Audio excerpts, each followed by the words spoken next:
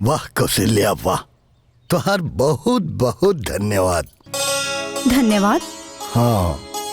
हमरा के कैसे धन्यवाद? अरे भाई, राम लखन जैसे 2 गो बेटवा तो देबे कोइलू और साथे साथ अपना समझदारी से हमरा घर के भी अयोध्या बना देलू। अच्छा, एमे अकेले के हम ही श्रेय के भागीदारी नहीं की, एमे आप भी बराबर के भागीदार हैं। अपन अयोध्या संभारे खातिर अगर जानकी जैसन बहू ना लाके देती ता ये हमार अकेले के बस के ना रहल। सही कहता कौशल्या, अरे जानकी जैसे लक्ष्मी बहू पाके तो हम धन्य हो गईनी। भगवान सब घर में जानकी जैसे बहू देवो।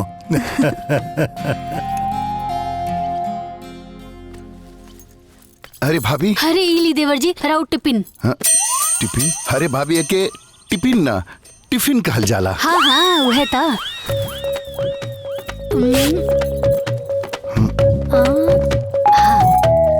ई राउर पॉकेट नी। हाँ रख ली।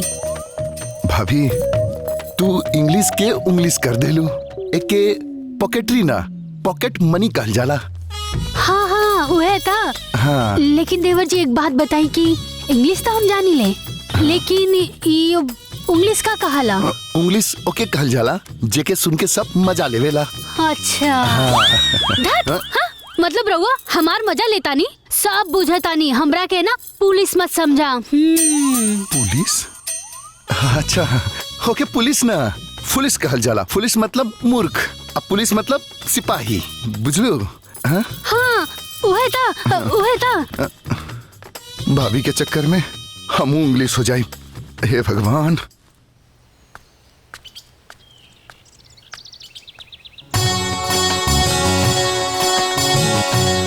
हाँ हाँ खबर।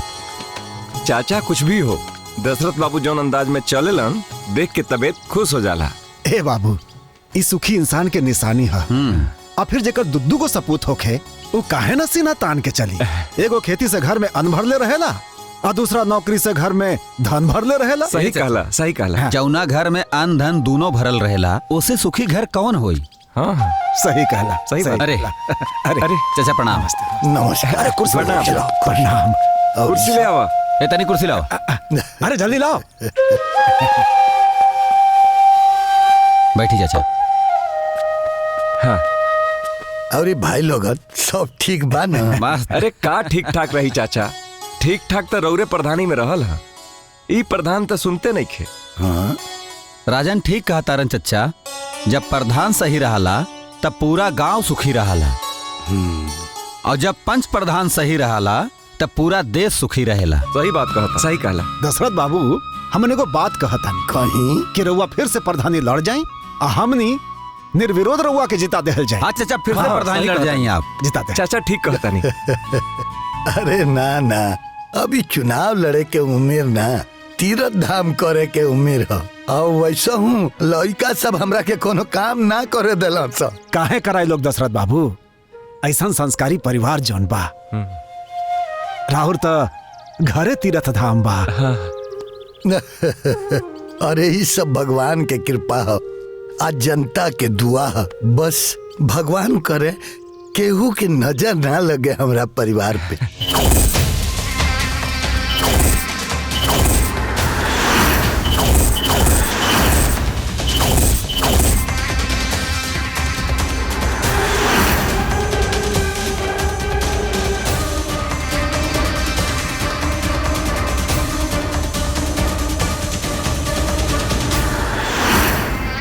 दशरथ, हर बीमारी के इलाज सुमारी बुआ है। तोर घर में बर्बादी के बीमारी ई सुमारी बुआ लगैले ह। ते हमके पंचायत में 3 बेर बेइज्जत कैले बड़े। हम तोर घर के 3 टुकड़ा करब। हाँ 3 टुकड़ा।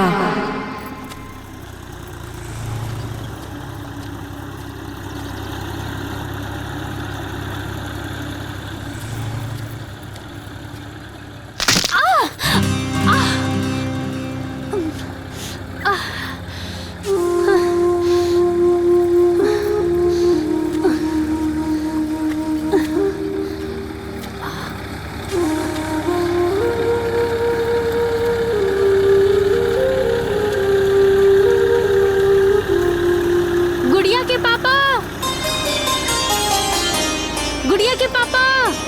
हाँ हाँ आवता नहीं।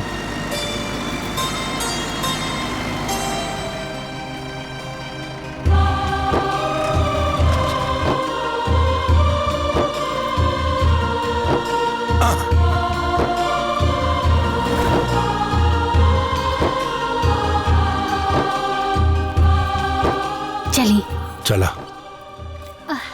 अरे तार गुड़वा में का भइल बा? अरे कुछ ना, सिपिल गेल रानी। अरे हमार धर्म पत्नी सिपिल ना स्लीप हो गए रही बोला। हाँ हाँ अरे अरे संभल के दाम रख। वह था एगो बात कही, जैसे तार अंग्रेजिया टेढ़ मेढ़ बानू वैसे तार चलियो भी टेढ़ मेढ़ हो गई बा। हमार चलिया टेढ़ मेढ़ नहीं खे, रावरी खेत की डगरिया टेढ़ मेढ़ बा। हाँ। उल्टा चोर को तो हाल के डांटे, हमार डगरिया टेढ़ मेढ़ बाबा। संभल के संभल के। अरे संभल के चला।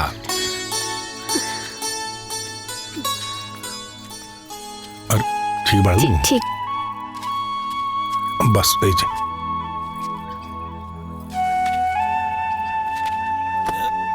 अरे ई का भुइया में बैठ गई नी, गमछा बिछा लेवे के चाहत रहे। अरे जानकी, ये रोटी ना हमनी के धरती माई देवेली। आज जब माथा के पसीना माटी में सनाएला तब जाकर अनाज पैदा होकेला। और धरती माई की गोद में बैठ के खैला से अपना माई के गोद में बैठ के खैला का सुख होकेला।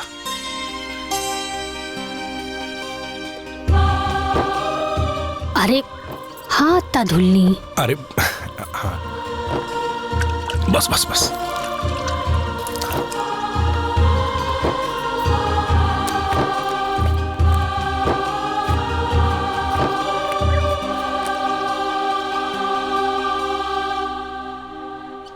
तारा हाथ के बनावल खाना के आनंदे कुछ और बा। हाय लो। अब अरे अरे खाला क्यों नहीं कहते खत।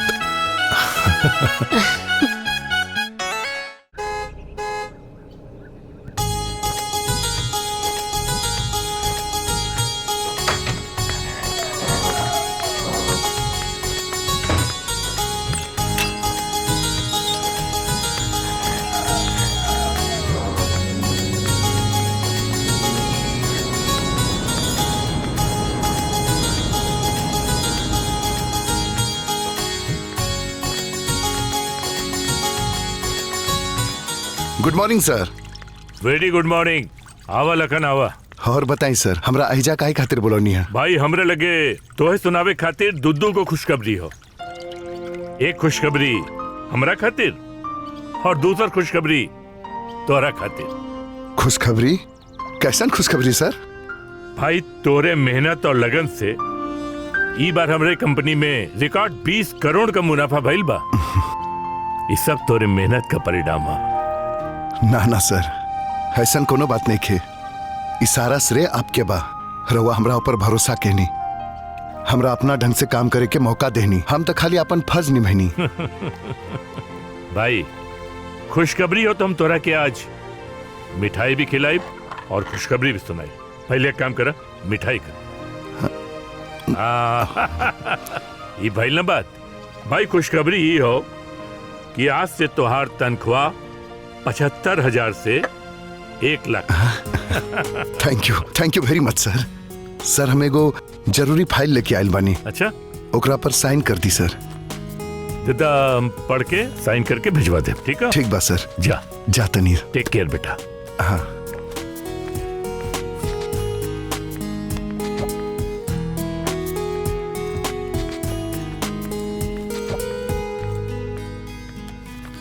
लखन। हाँ?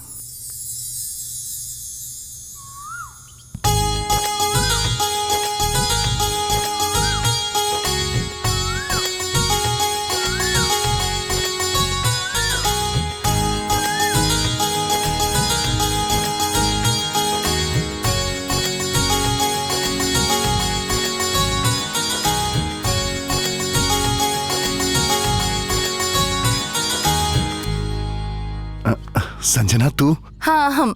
कहा बात बा? अरे कंपनी के बात कैले और चल दिले। अरे हम तो हर पापा के कंपनी में काम करता नहीं तो कंपनी के बात करब ना। काहे? उनकर बेटी के ना संभालेला। पापा से हमार शादी के बाद काहे न कइला? बात कर ले, अभी पगार बढ़ल बस शादी। तू कुछ न कर पाइबा। ये बात तो 6 महीना से करत आड़ा।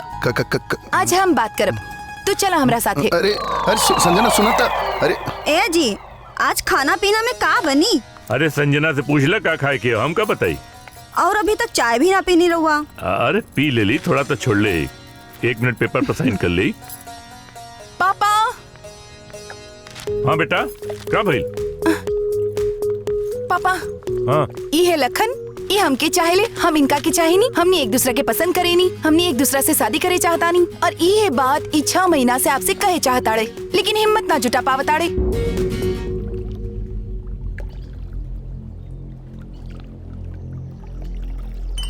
ये तो बहुत अच्छी बात। वाकई तू हीरा पसंद कर ले बाड़ू। बेटा लखन, का ये बात सच हो? जी सर।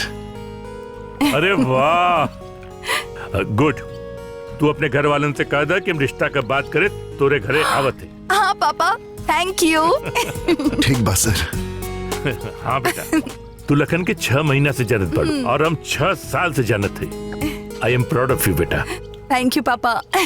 लेकिन बेटा, लखन बबुआ के परिवार गांव देहात में रहे वाला परिवार बा। कितना मान सम्मान मर्यादा में लोग रहेला, और तू शहर में रहे वाली लड़की बाड़ू, महल में रहे वाली बाड़ू, और तू कैसे अपने आप के गांव में एडजस्ट कर पैबू? मम्मी, सीता माता भी राजा जनक की बेटी रहली। वो भी आपन राम खातिर नंगे पांव चलल रहली और झोपड़ी बना के जंगल में रहत रहली। हम भी अपन लखन खातिर सब कुछ एडजस्ट करब। वाह वाह बिटिया वाह। अरे हम तो सोचत रही तू अंग्रेजी में डबल MA कर ले बाड़ू, हिंदुस्तानी संस्कार भूल गए होबू। बाकी ना, तोरा भीतर अभी भी भारतीय नारी का संस्कार जिंदा बा। लखन बेटा, तू जाके कह दिए अपने घरे कि हम संजना के ब्याह के बात करे, जल्दी है तोरे घरे आई, ठीक है?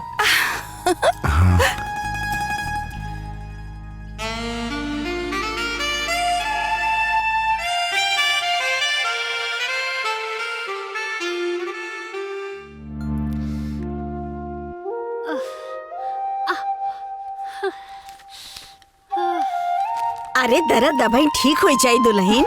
राम, का जरूरत रहे खेत में खाना लेके बुलवले के? हाँ, हमार बहू जानकी के पैर मुचक गइल ना, देखा कितना दर्द होता।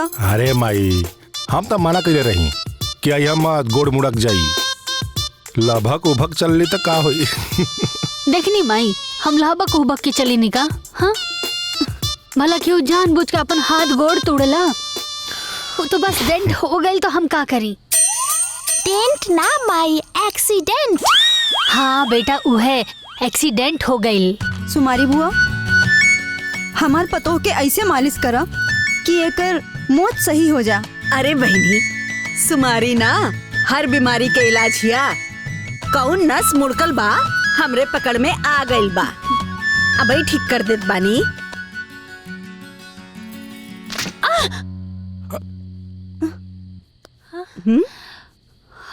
पैर नीचे रखा दुल्हन, देखा देखा। हो गई ठीक बानू? हाँ हाँ बुआ, राउर हाथ में तो जादू बा। हाँ,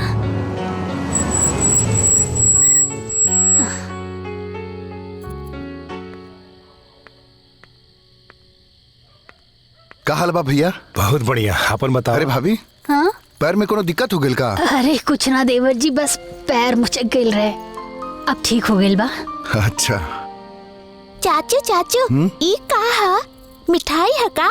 हाँ बेटा, एमे मिठाई है सब लोगन के खातिर। ई कौना खुशी में मिठाई आइल हो बबुआ? अरे बाबूजी, बॉस हमार काम से इतना खुश बाड़न कि हमार तरक्की कर देले बा। अच्छा। अब हमार सैलरी 75,000 से 1 लाख हो गई। अरे वाह, ये तो बड़ा खुशी के बात हो बेटा। हाँ बाबूजी, वो इतना खुश बाड़न कि काल वो आप सब लोग से मिले खातिर घरे आ रहल बाड़न। आप सब लोग से मने हमनी घर वालन से? हाँ बाबूजी। ए बेटा, इ तरक्की के साथ साथ कहीं रिश्ता नाता के बात तो ना हनु?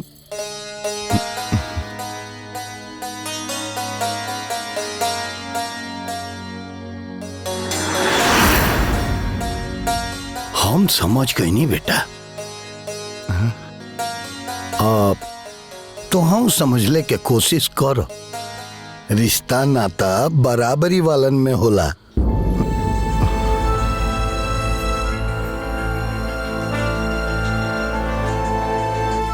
धनराज बाबू बहुत बड़ा आदमी हवन। उनकर बेटी शहरी माहौल में पढ़ल बढ़ल बिया। हमरा घर के माहौल ओकरा रास ना आई। अब धनराज बाबू आवत रहा तो हम उनकर खूब आदर सत्कार क देब, लेकिन रिश्ता नाता खातिर तो हम हाथ जोड़ ले बेटा।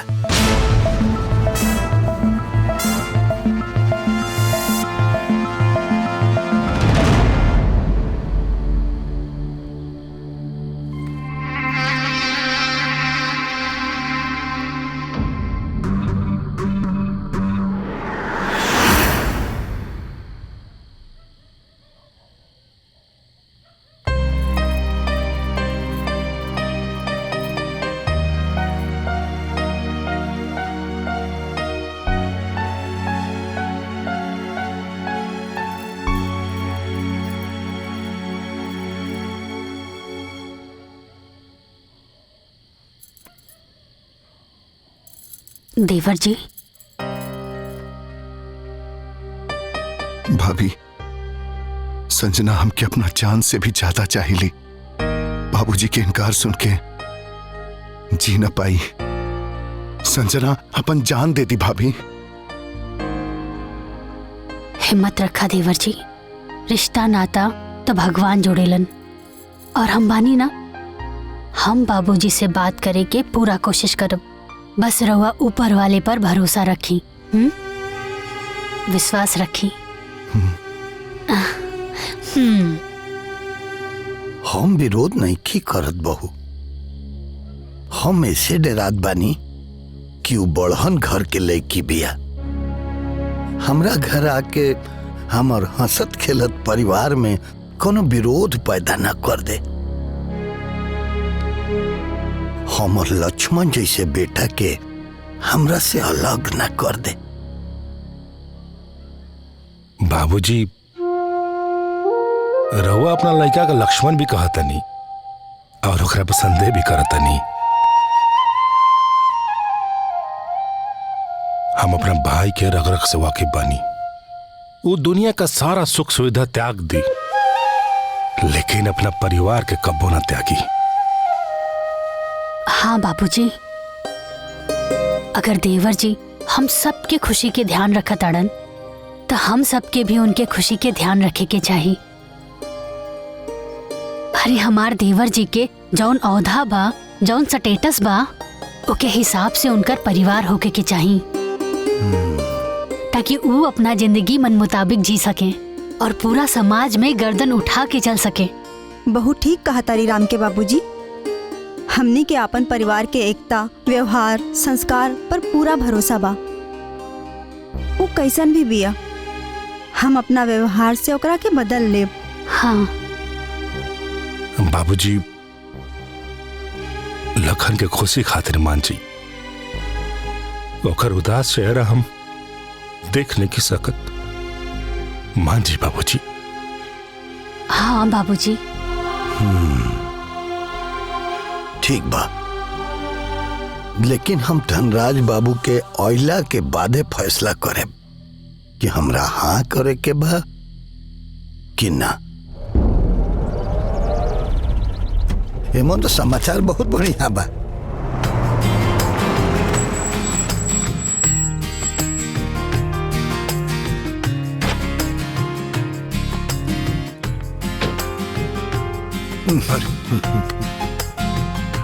प्रणाम प्रणाम प्रणाम प्रणाम भाई साहब। आई आई आई। जी जी जी जी जी प्रणाम। खुश रहा खुश रहा। गुड मॉर्निंग सर। हाँ गुड मॉर्निंग लखन। पर हम यहाँ तुम्हारे सर ना एक बिटिया का बाप बन के आल बनी, समझ ला। प्रणाम नाना अरे जी। पैर न छुअल जाला नतनी जी।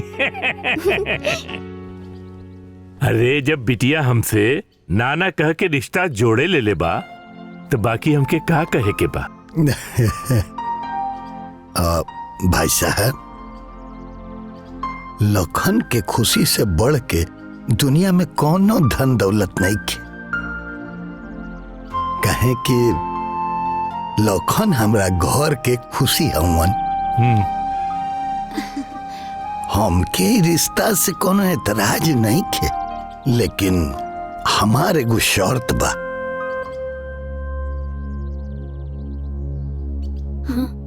शर्त? हाँ बताई।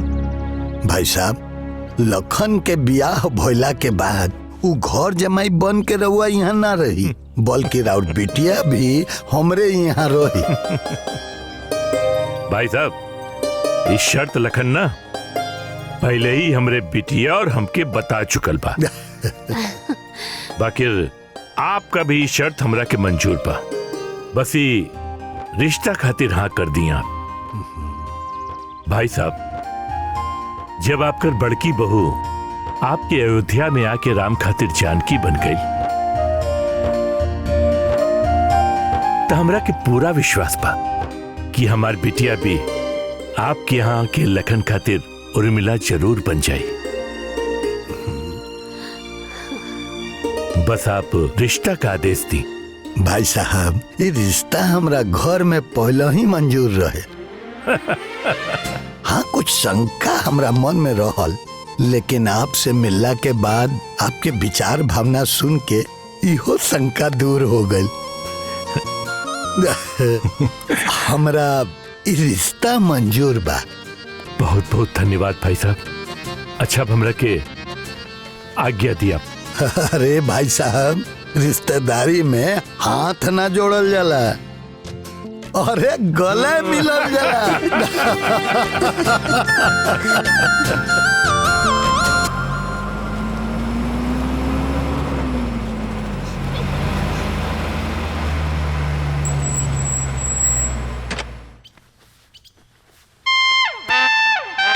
अरे पाहुन, अरे पाहुन, नमस्ते। हाँ, नमस्कार। प्रणाम भैया। खुश रहो, खुश रहो। इनके का भइल? पहले ही बतावा, बिना ही राम लगन से पूछे अपना लड़का के लगन कैसे कर देला? अरे रउआ रास्ता भर तो बड़बड़ाते ही नहीं ना, और यहाँ आओ ते नखरा झगड़ा चालू कर देनी। हाँ, नखरा भी करब और झगड़ा भी करब, बाकी कितनो मनई है हम माने वाला नहीं खी। और सुना, तू जाके अपना भौजाई भतीजा से मिला, हम इनकरा से फरियाद बानी। ठीक बा, हम जात बनी, रउआ फरियाली। हाँ जा। हाँ, अब बतावा, काहे ना बतौला हमसे, काहे ना बतौला? अरे भाई, अब बहिने अइला हैं, तनी जुड़ा लो, चाह पानी पी लो, फिर लड़ी हो। हे गुड़िया, जा भीतर कह दे कि पाहुन आइल बड़ा, कुछ चाह पकौड़ी बना के लिया वालो। ठीक बा दादाजी। एह बार तो हर जीजा पकौड़ी ना पिज्जा खाई है, पिज्जा। अब की बार जितना मनईबा हम माने वाला नहीं खी। और सुना, लड़िया भर नेक लेके और बक्सा भर विदाई लेके जा, बुझला? सब ले लियो भाई, सब ले लियो। अरे पहले बेटा के बियाह तो होके दो, पगड़ी बांध, समधी बन, आ ए बेर तहरा के सबसे ज्यादा नाचा कूदे के बा, काहे कि तहार दुलरुआ भतीज नु हो। काहे नाचब ना?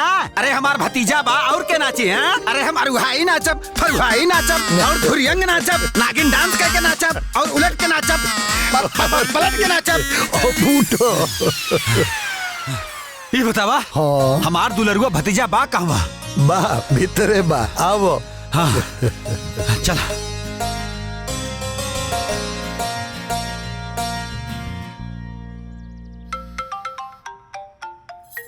ओहो, फोन। अरे लखन, कैसे उठाई? कैसे उठाई हम ही फोन की? अब अरे कट हो गई।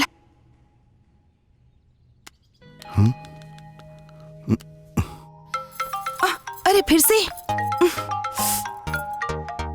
अरे संजना फोन काहे ना उठा रहल बाड़ी? लखन का सोची है?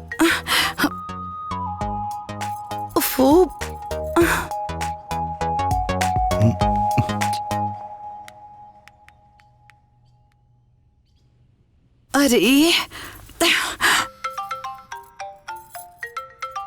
अरे यार,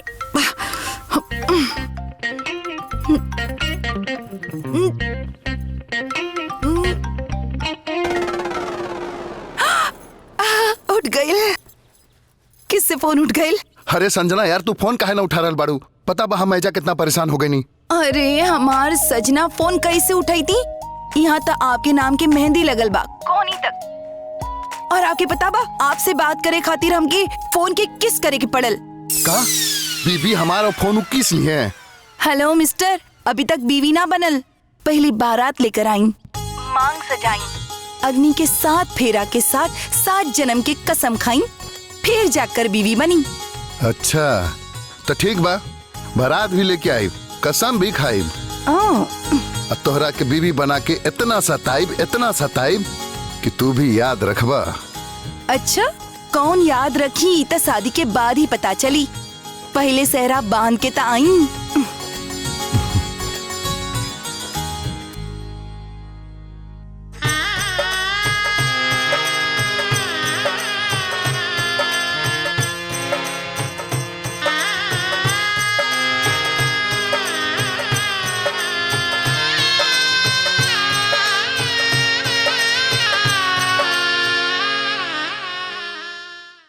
अरे बहनी, कलियो 2 ट्रक सामान आयल रहल हा। बहनी बड़ घर के लड़की रहा, आयल है तो का भइल? तो हमनी के दबा के नेग लिहल जाई मुखिया इनसे। हाँ, बस ऐजा बैठ के पंचायत करे के बाद तू लोगन के चला, अबेर हो रहल बा, चला हमरे साथे आवा।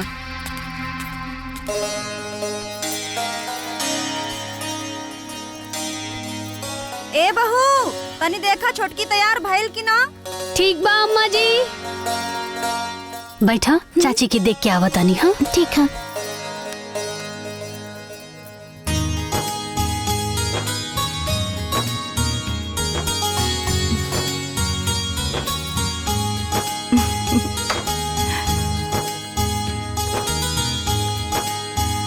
हाँ अरे वाह, हमार देवरानी जी तो एकदम ब्यूटीफुल लग रही है। दीदी ब्यूटीफुल ना, ब्यूटीफुल। हाँ वह तो। लेकिन देवरानी जी, ये पल्लू तो बहुत ही छोटा बा। घूंघट कैसे होई? मुंह दिखाई बा। लेकिन दीदी हमरा क्या ऐसा नहीं साड़ी पहने आवेला। Tension not. हाँ हम बानी ना। हाँ थैंक यू। Mission not. हाँ मिशन नॉट ना दीदी, मेंशन नॉट। हाँ वह तो मेंशन नॉट। हाँ।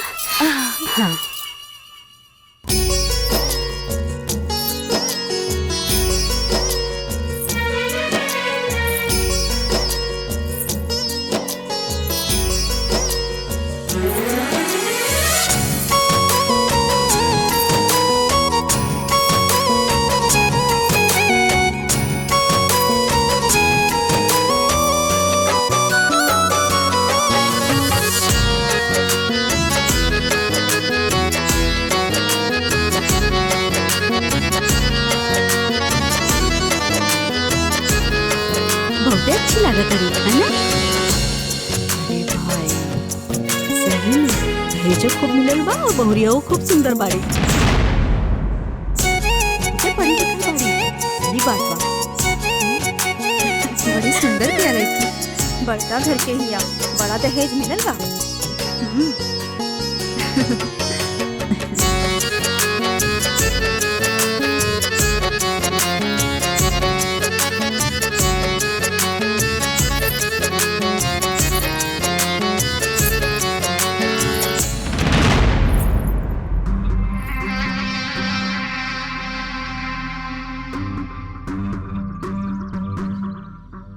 अरे दीदी, कुछ दिन और रुक जाती, हमार छोटकी बहू के हाथ के बनल खाना खा के जाती। ना भाभी, हमके जाए दी। रउआ जाना तनी ना, हमरा घर पे ना रहला से ही घर के पूरा काम बिगाड़ देवेले। अरे दीदी कौशल्या रहे दा, हम बहुत मनावे के कोशिश कोई नहीं है लोग के, लेकिन मानत नहीं खन। अरे हाय हमार पाहुन डोलिया भर के नेग ले, अब बक्सा भर के विदाई ले जाए। का ले जाता रह? खाली एक टोकना मिठाई। हमरा खातिर कम कैले बानी लोगन, हमरे पास कुछ ना रहल, लेकिन अब सब बा। का ले जाई? सब कुछ तो देहला लोगन। ए पाहुन हित नाथ काहे होलन सा? एक दूसरा के मदद करे खातिर नु। हाँ? ठीक बा चली आपन ध्यान रखो। अरे खुश रह। जाई जाई आराम से जाई। अरे पाहुन भोज पे जरूर आए। आई बैठ। हाँ टाइम मिली तो आई। आ जाए पाहुन। से जाई हो। हाँ बैठी। चला जा। अपन ख्याल रखिए। हाँ चली प्रणाम। ध्यान रखिए साले साहब। अरे बाबू ठीक से ले जाइए। जाइए। ले 50 रुपया ले लिया यहाँ से। अरे ख्याल रखिएगा।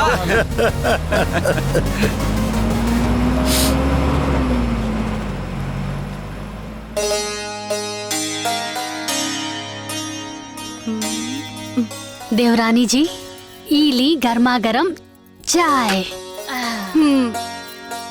पी ली हाँ ठंडा हो जाई। हाँ। देवरानी जी आजकल ना भोजपुरी सिनेमा देखे खातिर ना कोनो नौका ऐप आइल बा जेमे जब चाहो जौन पसंदीदा सिनेमा हो देख सकेनी। नाम का रहे ओकर? हाँ दंगल प्लेयर्स ऐप। दंगल प्लेयर्स ऐप नहीं, दंगल प्ले ऐप। हाँ उहे तो दंगल प्ले ऐप। हाँ। देवरानी जी एके मोबाइल में ओवरलोड कैसे कइल जाला?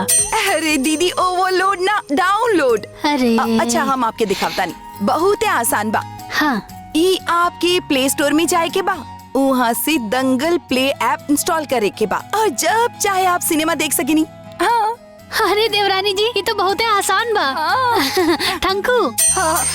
अरे दीदू थैंक यू ना थैंक यू। हाँ उहे तो थैंक यू।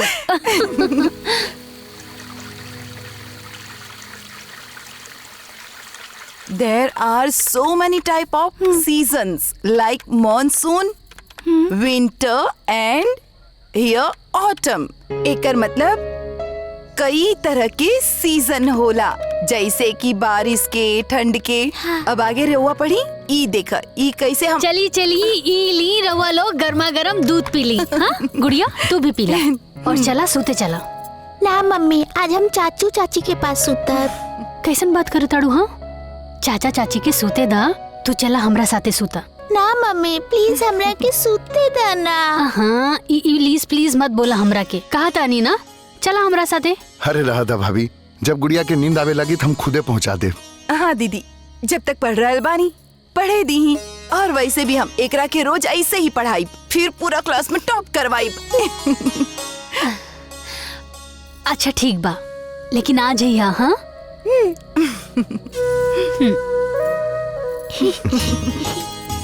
पहले गर्मा गर्म दूध और ओकर बाद पढ़ाई।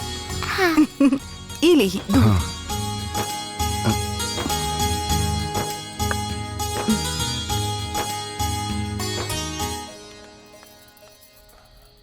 हाँ। गुड़िया कहाँ बड़ी? गुड़िया गुड़िया बाड़ी अपनी चाची के रूम में। ओकर चाची कह रल बिया कि गुड़िया के ऐसे ही रोजाना पढ़ाई और क्लास में ना टॉप कराई टॉप। अरे हमार धर्मपत्नी जी टॉप ना टॉप। हाँ वह था तो अच्छा बात बना कि अपन बेटी टॉप करी।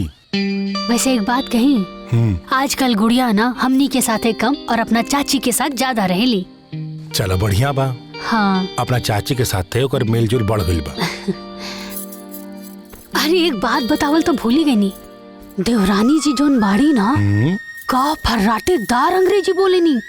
अच्छा हाँ फर्राटेदार अंग्रेजी। हाँ अरे तो बड़का कॉलेज से पढ़ के आइल बड़ी नू। हाँ एगो बात बोली, तू ना अपना देवरानी से जाके अंग्रेजी बोलल सीख ला।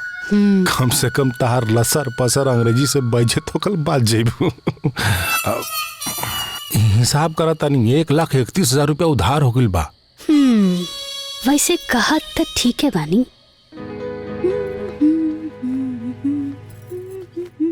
ए राम के माई, हम कुछ काम से गाँवे जातनी, वहाँ हम मेहरानुअन के भी कह दे खाए आ जाइए लो। हम राम से कह देले रही कि जब भी बाजार जाइए तब मेहरारुअन से कह दिया, ना तो वापस आवत समय कह दिया। आप कहाँ मेहरारू खोजे जाब? अरे हम खोजे के ना कहे के कहनी है रे। बुढ़ापा आ गइल लेकिन तहर शंका ना गइल नू। शंका काहे जाई? हम राउर पीछा 7 जन्म तक ना छोड़ब। ओ ना पीछा और ना शक, बुझ गई ना। बूझ गई नी हाँ तो हम एगो बात ध्यान लगा के सुन लो। हाँ। बहुया के कह दी खाना ठीक ढंग से बनाई, हमार बेइज्जती ना होके के चाहिए। आप चिंता ना करी, आप जाएं हम कह देब। ठीक बा ठीक बा।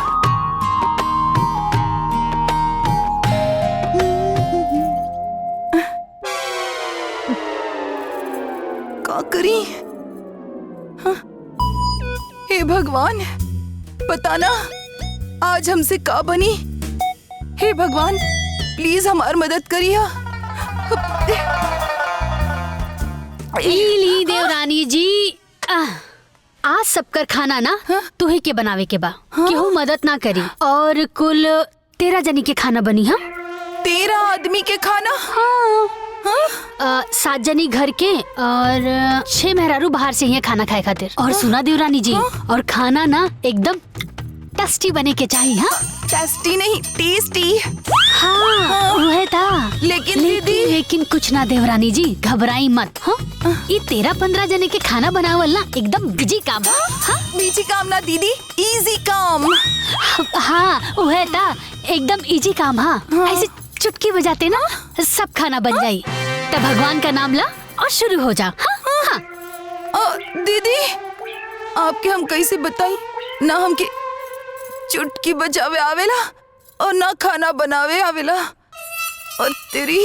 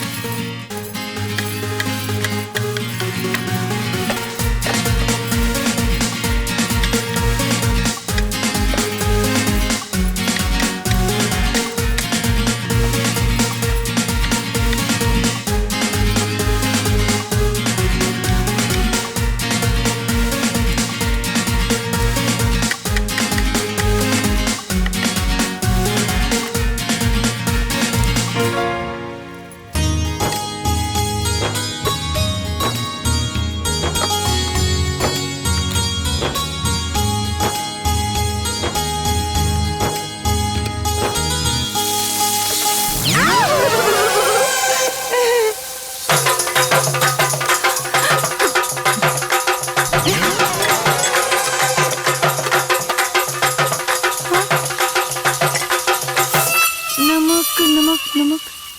हाँ ईरा अब नमक 13 आदमी के 13 चम्मच। हाँ हाँ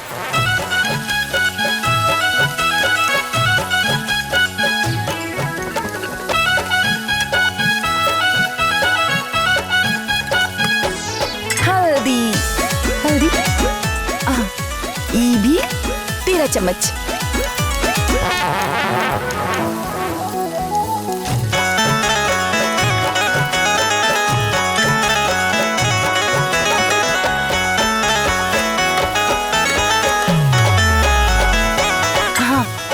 मिर्ची पाउडर ये भी 13 चम्मच।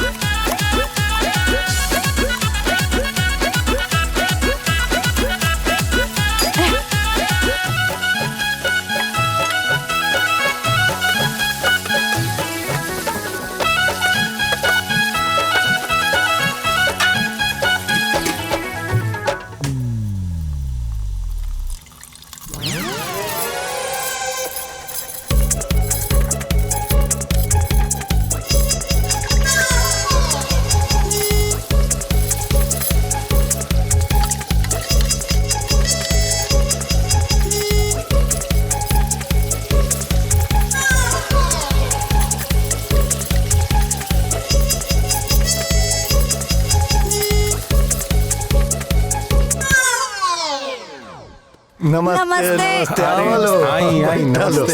नमस्ते प्रणाम। आज जेकरा जितना मन करे उतना खइहलो। हाँ बाद में हमरा के मत कहिह कि हमरा के आधा पेट खिया के भेज देनी। अरे आज तो भरपेट खइबो करब और गठिया के भी ले जाए। छोटकी दुल्हन के हाथ के रोज रोज खाए के थोड़े ना मिली। हाँ सुमरी बुआ जितना मर्जी करे उतना ले जाई। पतो हो जी बाबूजी। परोसा खाना। हाँ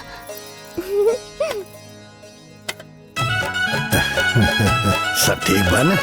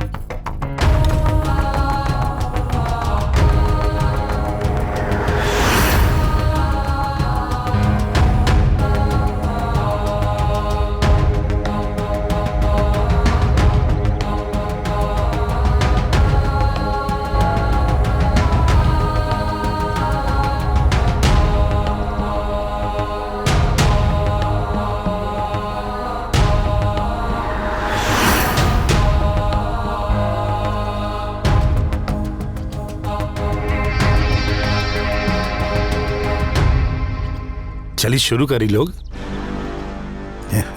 खाई लोग।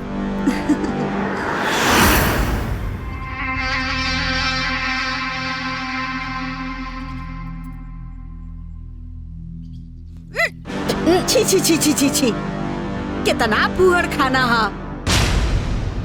लगा था जैसे कि नाली में से लिया गइल बा। ये सब्जी हा जैसे लगा था गोबर। पूरी देखा तो जैसे लागत बा भारत और पाकिस्तान के नक्शा। खीर खीर तो जैसे लागत हा कि सड़ल गलल कोनो भात हा।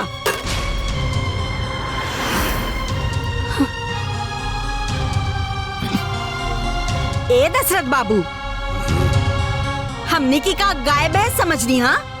जौन खाना कुत्ता भी ना पूछे वो हमनी के सामने परोस देनी हा। ए चला लोग। हाँ, चला लो। ये हाँ बड़का घर के पकवान। अरे चलो ये सत्कार बा। चला। अरे सुनी ना।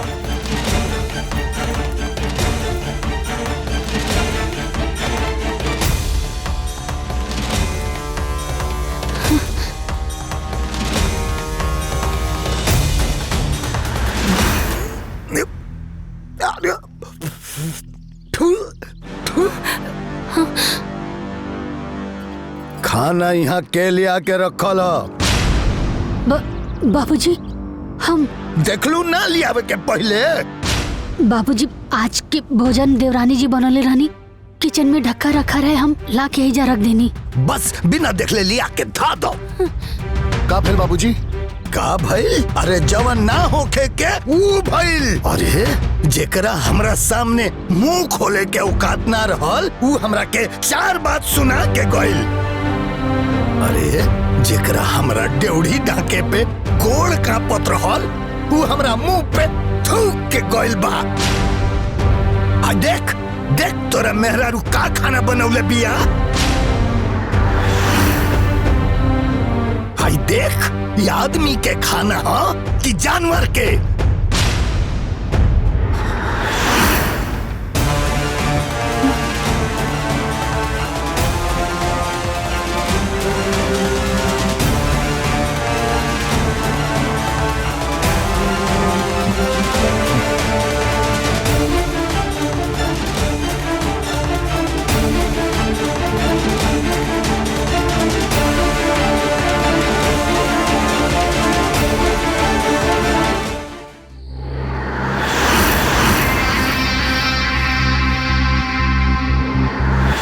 लाग गई दशरथ के घर में बर्बादी के बीमारी। मिल गई मौका। सुमारी करा अपने बदला के तैयारी। ऊ घर के सबसे कमजोर कड़ी, ऊ घर के छुटकी पतोहू बिया। सुमारी घुस जाओ घर में और लगाता सेंध।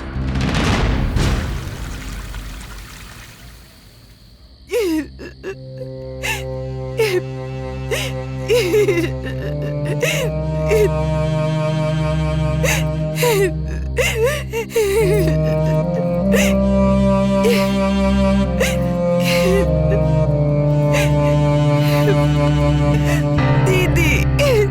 प्लीज अब आप भी कुछ करी। घर में सब हमरा से नाराज बाड़ी, क्यों हमरा से बात नहीं की करत, लेकिन हम का करी? बचपन से क्यों हमरा के घर में खाना बनावे ना सीखेले और ना ही कोनो घर के काम, काहे के घर के सारा काम करे खातिर नौकर चाकर रहेले। अरे पगली, जब खाना बनावे के ना आवत रहे तो बतावे के चाहत रहे ना, हम खड़ा होके सब बनवा देले रहती। हाँ, डर और संकोच से हम केहू के कुछ न बतावनी, लेकिन दीदी हमरा के समझ में आ गई कि औरत के सबसे बड़ा धन ओकर दौलत ना, ओकर परिवार और चूल्हा चौका संभाले वाला संस्कार और चूल्हा चौका होवेले। प्लीज दीदी, एक बार प्लीज आप संभाल ली, आगे से हम सीखे के कोशिश करब। अच्छा ठीक बा, हम सब केहू के ना समझौला के कोशिश करब। अब तू रोवा मत। देवर जी, देवर जी, अब रहुआ काहे ऐसे उदास होके बैठल बानी? तो का करी भाभी, आज पहला बार अपना वजह से माई बाबूजी के चेहरा उदास देखनी। हम नहीं के चाहता नहीं कि हमरा वजह से उनका सर कबू झुके। लेकिन प्लीज सिर्फ एक बार, बस एक बार हमरा के मौका दी। हम आपसे वादा करे थे हम घर के सब काम अच्छा से करब। प्लीज एक बार मौका दी। अब ऐसे का देख रहल बानी देवर जी? देवरानी जी सीखे के चाहतानी त एक मौका तो देवे के पड़ी ना। और रह गई बात सिखावे के, तो हम अपन देवरानी जी के खाना बनावे के सारा हुनर सिखा देब और देवरानी जी हमरा के अंग्रेजी बोलल सिखा दिए। ऐसे देवरानी जी के खाना बनावल भी आ जाई और हमरा के अंग्रेजी बोलल। बोला मंजूर बा? हाँ मंजूर बा। हम आपके सारा अंग्रेजी बोलना सिखा दे और आप हमके खाना बनाना सिखा दी। अरे लेकिन माई बाबूजी के क्या समझाई? का देवर जी, माई बाबूजी के हम बहुत अच्छे से जानतानी। जितना जल्दी वो लोग रिसिया ले ना, उसे जल्दी मान भी जाले। अभी काम करी, चलिए हमरा साथे। आई आई। दीदी thank you. Thank you bank you की जरूरत नहीं खे, हम बानी ना। अब ऐसे का बैठल बानी, चली आई हमरा साथे।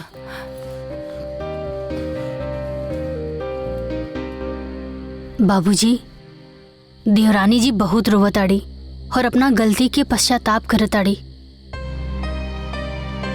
और देखी ना देवर जी भी कितना उदास बाड़न। तो हम का करी? माफ कर दी बाबूजी, और एक मौका दे दी।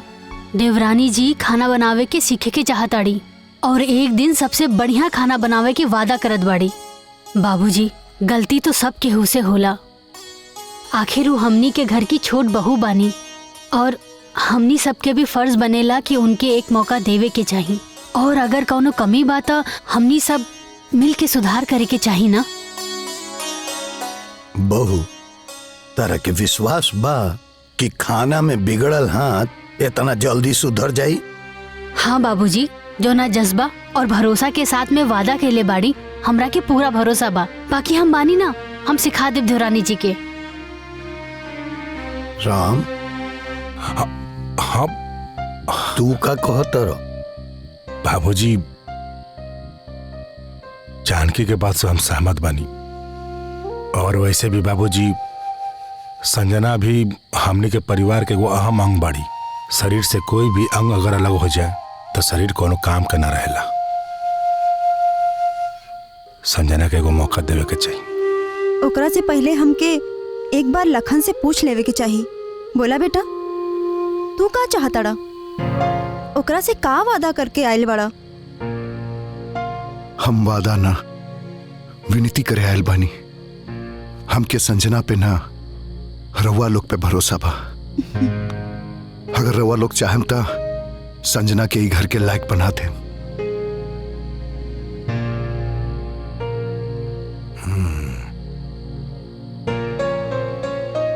ठीक बा लखन, एक मौका देत बानी, लेकिन एक शर्त पे कि हम उन्हें के फिर बोलाइब खाए खातिर। और ए बेरिया उन्हन के उंगली दिखा के ना उंगली चाट के जाए के चाहिए। बुझ गइल? अब बहू के समझा दियो। ठीक बा बाबूजी।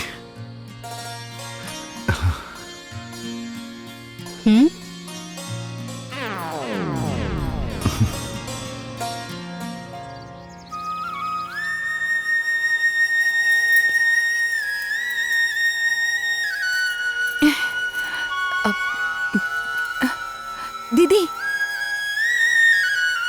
आज हम शंख बजाएं?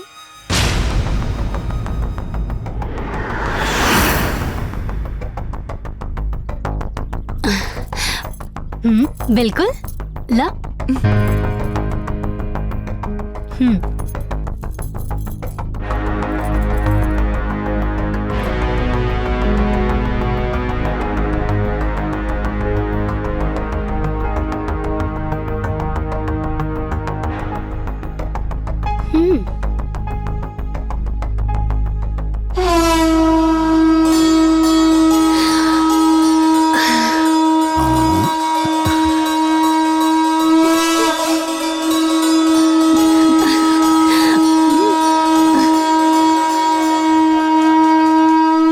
Welcome everyone. Please have a seat and have yummy dinner. अरे वाह भाभी जी, तू तो बहुत अच्छा इंग्लिश बोले लगलू। Yes देवर जी, अब हम अंग्रेजी बोलल सीख लेनी। एकदम फराटेदार अंग्रेजी। हाँ सिखैले हम। वाह, खाना की खुशबू तो बड़ा बढ़िया हुआ था। भैया जी, पहले खाकर तो देखी स्वाद कैसन बा। हाँ हाँ, अभी खाता नहीं।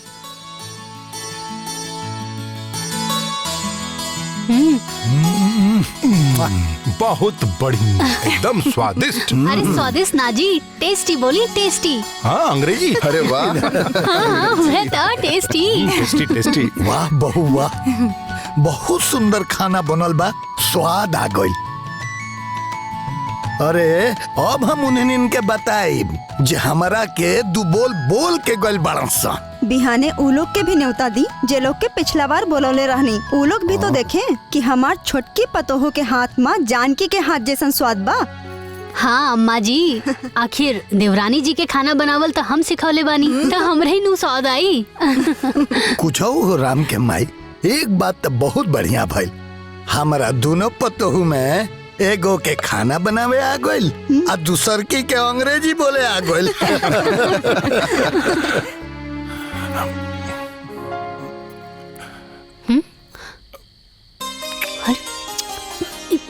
का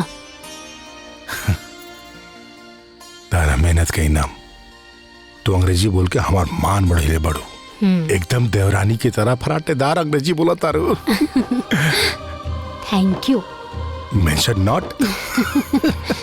पापा, हम मेहनत भी कैनी और ऊपर से पास भी भईनी, हमरा के तो कुछ इनाम ना दिहनी। ये बात तो गलत बा। अच्छा इनाम दे दी। बेटा इधर आवा, यहाँ बैठा बैठा। तू भगवान के दिहल हमनी खातिर सबसे बड़ी इनाम हो। वैसे भी ताहर दादा दादी चाचा चाची ताहरा के इतना इनाम दे दे बड़न कि हमरा खातिर जगह नहीं के बात चल, फिर भी आई थैंक यू खुश। पापा। Thank you mummy.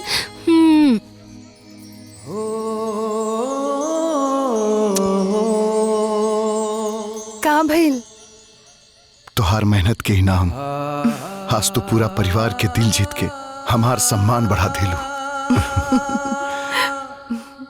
अरे सोमरिया, सोमरिया आहे ने? अरे सोमरिया आव है ने?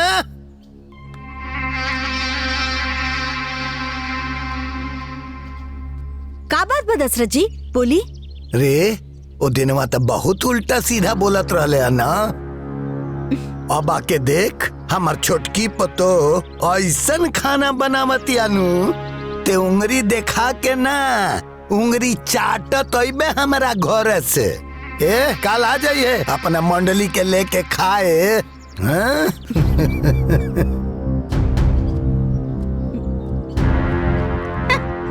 बड़का पतहू वाला बनल बाड़े।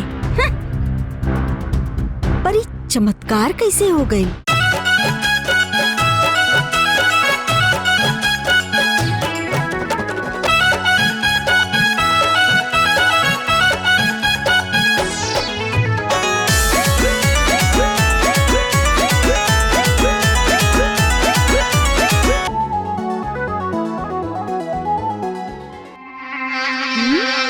ए ताकत का बड़े खो। हाँ अरे हाँ हाँ दशरथ बाबू, आज तो लागता जैसे बड़का होटल से खाना आयल बा। अरे होटल से ना, हमार छोटकी पतो बनवले बिया।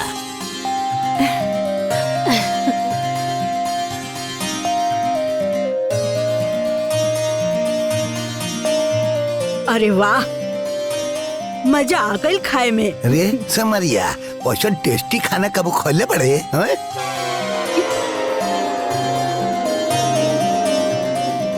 हाँ, पर दशरथ बाबू ई चमत्कार भइल कैसे? अरे मेहनत से, लगन से हमार दोनों पतो आपस में समझौता कइले बाड़ी। बड़की छोटकी के खाना बनावे सिखा देहलस और छोटकी बड़की के अंग्रेजी बोलल सिखा देहलस, बुझले?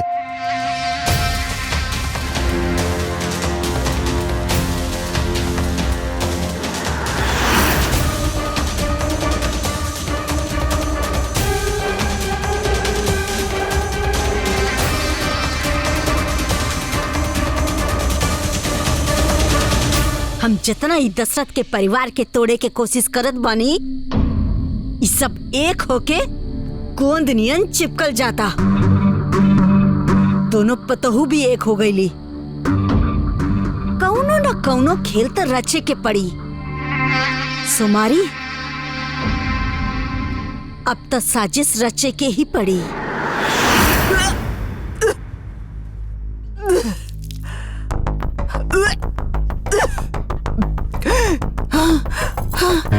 अरे देवरानी जी,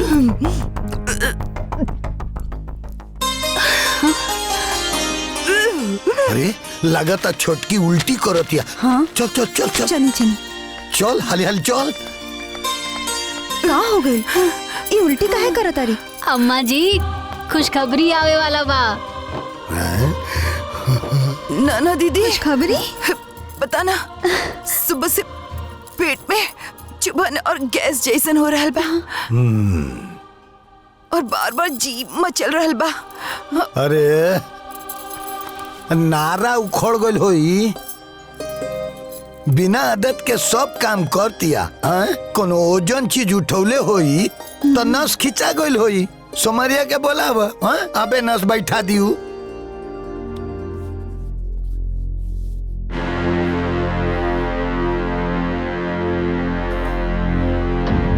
बस बस बस बहुरानी, बस बस अब ही आराम हो जाई। बस बस अब नस पकड़ में आ गई बहुरानी। उठा उठा, ठीक से बैठा तू। अब ही आराम हो जाई। देखिए लिया।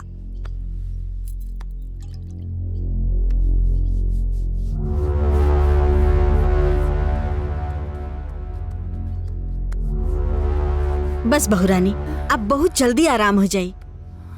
कुछ भी होए बहुरानी, पर इतना बड़ घर के बेटी होखला के बाद भी इतना सुंदर, सुशील, संस्कारी, गुणवान और समझदार पता होता हम पूरा जवार में ना दिखनी। अरे अब तो तू पूरा घर परिवार भी संभाल ले बाड़ू। तो का भइल, ई तो हर औरत के धर्म होला और हर औरत के अपन पति धर्म निभावे के चाहिए। बिल्कुल सच कहा तारू बहुरानी। तोहर पति लखन ता हीरा बाड़न, हीरा। बेटा श्रवण कुमार जैसन और भाई लक्ष्मण जैसन। अब देख ला, उनकर कमाई से तो पूरा घर परिवार चल रहा बा। बाकी राम जोन खेती किसानी से लाखों रुपया कमालन ना, वो सब तो उनकरा खाता में ही जमा हो खेला।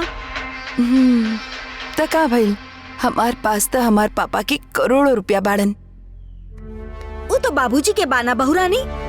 अब तोहरे पति लखन का तोहरे पास का बा? कुछ तो ना।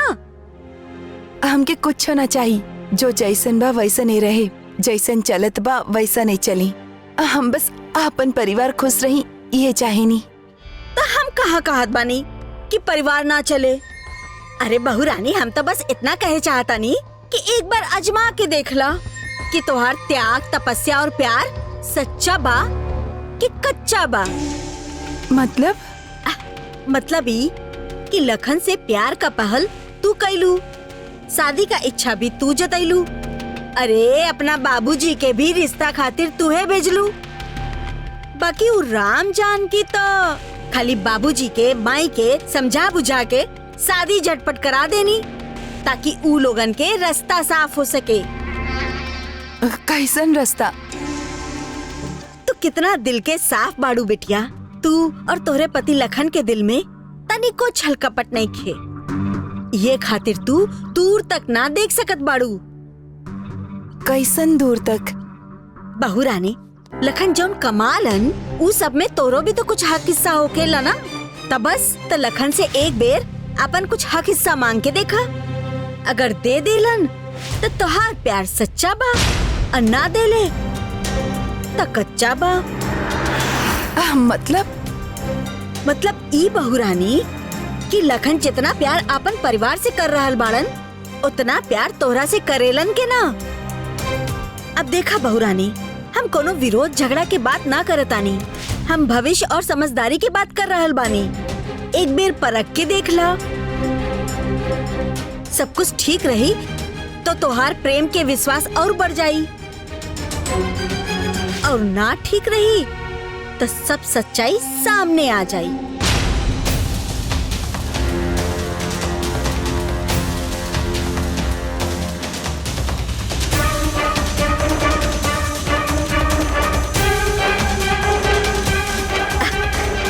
अच्छा बहू रानी, हाँ? अब हम चल रहल बानी, ठीक बा? अपन ख्याल रखिया।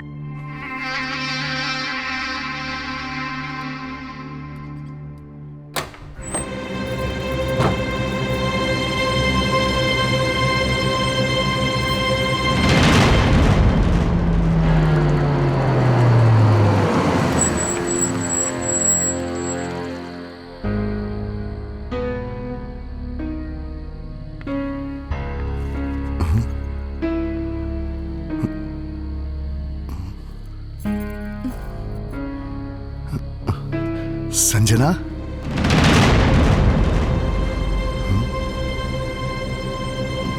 हे संजना।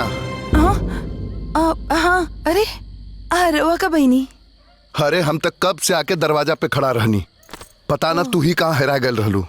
कुछ सोचत रहलू है का? कुछ ना, वो एक उलझन से रहे।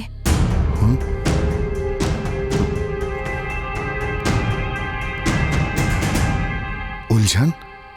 कैसन उलझन? कोनो बात हो गई का? देखा, तू हमरा के बतेबू न तो हमके कैसे समझ में आई। तू हमार जीवन साथी बाड़ू, जब तक तू अपन उलझन ना बतेबू तो हम कैसे सॉल्व करब? अब जाने दी, हम मना कर दे। मना कर दे? जायदा ई सब का बोल रहल बाड़ू? साफ साफ बोला का बात बा? तो के हमार कसम। अगर आप इनकार कर देले तो? हम इनकार ना करब, बोला का बात बा? हमके 1.5 लाख रुपया चाहिए। 1.5 लाख? पता था, हमके पता रहे आप मना कर दे, ऐसे तो हम ना कहत रहे। कौन बात ना, अब जाई दी, ना कर जाई हमार सहेलियन के सामने। ना ना, हम इनकार कहाँ के ले बनी? कौना सहेली के बात कर रहल बाड़ू? अरे वो रिया बाना हमार सहेली, परसों ओकर बर्थडे बा और वो हमार बर्थडे पर 1.25 लाख के डायमंड के नेकलेस गिफ्ट कैले रही, तो ओकरे फोन रहे। अब का बोली? ठीक बा, कल हम जात जात भाभी के बोल दे तू भाभी से 1.5 लाख रुपया ले लिया। हाँ? हाँ। ओह माय गॉड, सच्ची?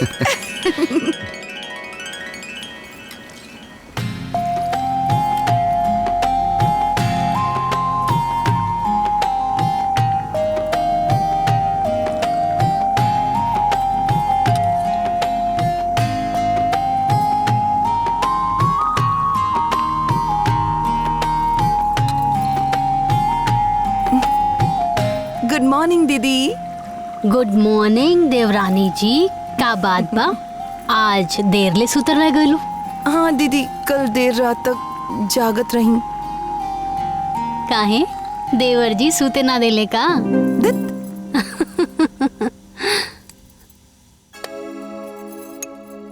ई लाताहार मॉर्निंग टी।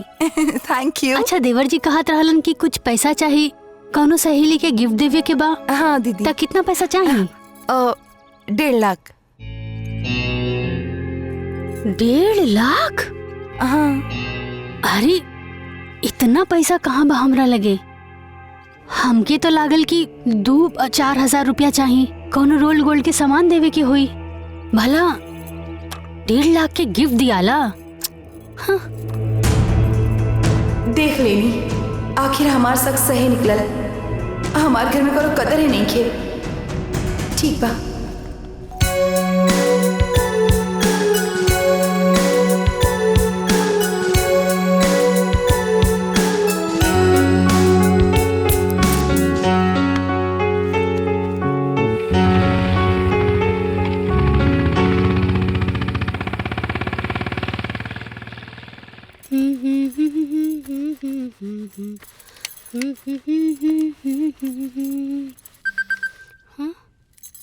अरे ये अपना मोबाइल तो घर ही पे भूल गेल बाड़े। केकर मैसेज आइल बा?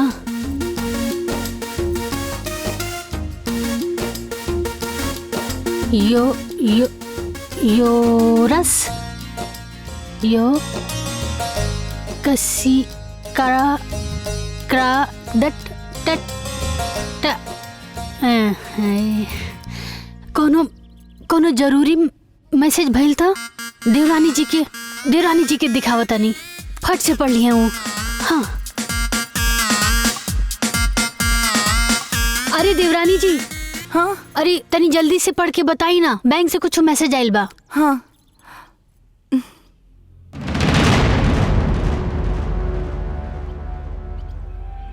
अब का लिखल बा? अब एमे लिखल बा दीदी कि आपके अकाउंट में जे पैसा बा ओकर 1 महीना के इंटरेस्ट आपके खाता में जमा हो गइल बा। हाँ। उसी के मैसेज रहे। हाँ तो ये बात बा। इंटरेस्ट आइल बा। हाँ।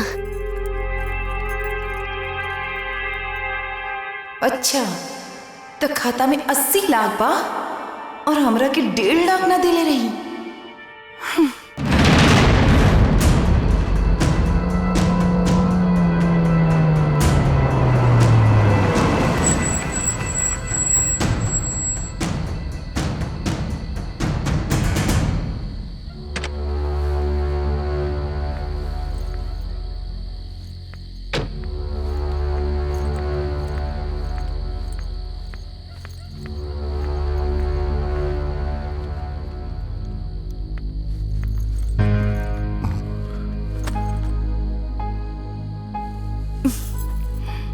का भइल?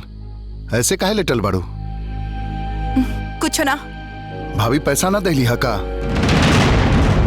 ना। और अब 2-4 हजार खातिर बोल के गए रहे भाभी के। हम रोल गोल्ड के सामान गिफ्ट में दे। हम कोनो भिखारी की बेटी नहीं खे। अरे नाना, हम तो ऐसा कोनो बात ना कहनी हा। हम तो कहनी कि संजना के कुछ पैसा के जरूरत बा तो दे दिया, शायद ना होखी। 80 लाख रुपया बा उनकर खाता में। हम खुद अपन आंख से देख लिया। तब काहे ना दे लिया? रुको हम पूछ के आवता नहीं।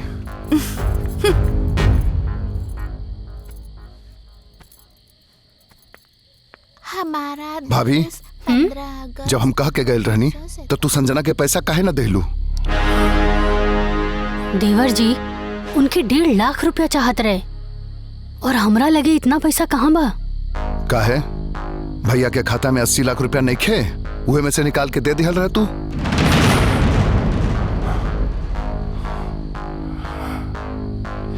अब वो पैसा में से छुए से पहले माई बाबूजी से पूछे के पड़ेला देवर जी, और सबके राय मशवरा से ही कोनो काम होला। भाभी, हम मर न गए रहनी, हम इतनी तो राय मशवरा हो गए रहित, और ऊपर से संजना के साथे तू 2-4 हजार के रोल गोल के बात कर देलू। अरे इमे तो हम का गलत कहनी देवर जी, गांव सब में यह कुल चलेला, इतना बहुत होला गांव के लिए। भाभी, वो गांव के लड़की ना बिया, उस शहर के लड़की बिया, अब वो बड़ घर के। ओकरा साथे अपना आप के कंपैरिजन मत करा। हमार बात के कोनो इज्जत ही नहीं के घर में। ई देवर जी के कहा हो गइल बा? देख रहल बानी रहुआ?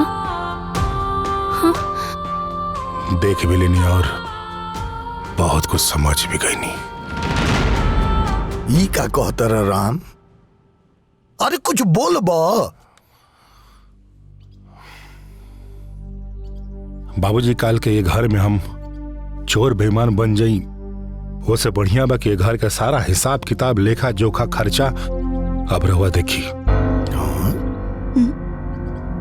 रहुआ हमारे साथे बैंक में चली, हमारे अकाउंट में जितना पैसा बा हम आपके अकाउंट में ट्रांसफर कर देव तनी। का भइल? के का कहल? कुछ बोल बा। लखन। लखन? लखन? हाँ बाबूजी, लखन के अब हमारा से हक, हिस्सा और हिसाब किताब चाहिए। हमारा 80 लाख रुपए में से 1.5 लाख रुपए उनका काहे ना मिलल, ओकरा ही जाने के बा। बाबूजी जब घर में पढ़ल लिखल और बड़ घर के बेटी आ जाए ना, तब अभिमान तइए जाला। समझ गई नहीं। राम के माई। हाँ जी। लखन के बुलाव, हम तो जान ली सच्चाई का है। जा बुला के ले आव। बुला के लावा तनी। राम, हम यही से लखन के बियाह ना करल चाहत रहनी है, लेकिन तू अजान की दोनों जना हमरा के मजबूर कर देला। तब बाबूजी के जानत रहे कि उनकरा खातिर मेहरारू हमनी से बड़ हो जाई? का बात बा बाबूजी? ई राम का कहत रहा लखन? तारा के हक, हिस्सा, हिसाब किताब चाहिए।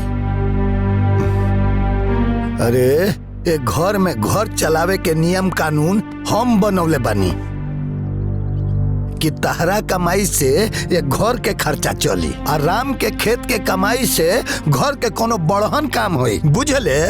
हाँ तक का हो गई? तहरा के हक हिसाब चाहिए रहल तो हमरा से कहले रहते। कहा भैया, औरत के चढ़ेला पे शिकायत करे आ गेला हो।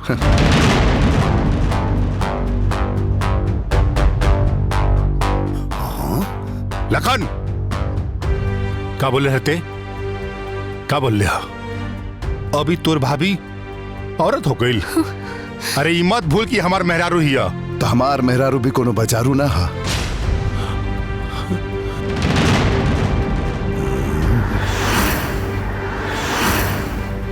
दिन रात काम करे नी, पसीना बहावे नी, घर चलावे नी, और कुछ बोले के हक भी नहीं क्या हमार? हकबा तोर, लेकिन एसी में पसीना ना बहेला, पसीना बहेला खेत में। घाम में जब दे जा रेला और पैर तपेला ना, तब पसीना निकलेला। अगर तू पसीना बहावता रहे ना, तो हमनी दोनों प्राणी भी पसीना बहावता नहीं जा। सवेरे से लेकर रात तक, घर से लेकर बाहर तक हमनी का पर मेहनत करते नहीं जा, तब पसीना बहता। अरे एड़ी के पसीना चोटी से बहता। हाँ तो ठीक बाना, छोड़ दो दोनों प्राणी हमारे साथ, वो करके दिखा दे।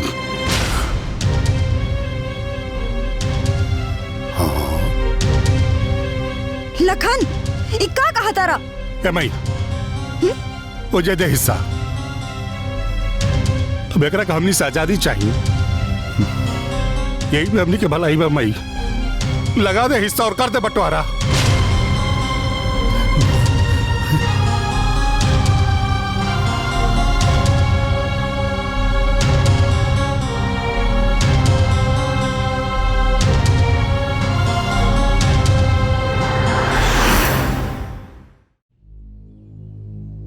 कहा दशरथ बाबू, ये सब का हो रहा बा?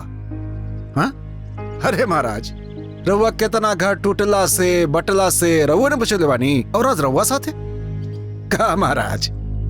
हीरा और बंटवारा के कागज देख के तो हमार छाती फाट गई है, लेकिन का करी? सरपंच जी है, अब ओकर पद की गरिमा तो निभो ही के पड़ी। करेजा पर पत्थर रख के आयल बानी महाराज। बंटवारा के फैसला ये दोनों लोग कहले बारन सरपंच, उन्होंने से पूछ लो। राम, लखन, अब तो तू दोनों लोग बच्चा तो बड़ा लोग ना, बड़ा हो गए बड़ा लोग। तू लोग के अपन नुकसान फायदा के बारे में सब पता बा। तो हम लोग तो कुछ अपने बंटवारे के बारे में तो भाई कुछ फैसला कैले हो बा लोग का?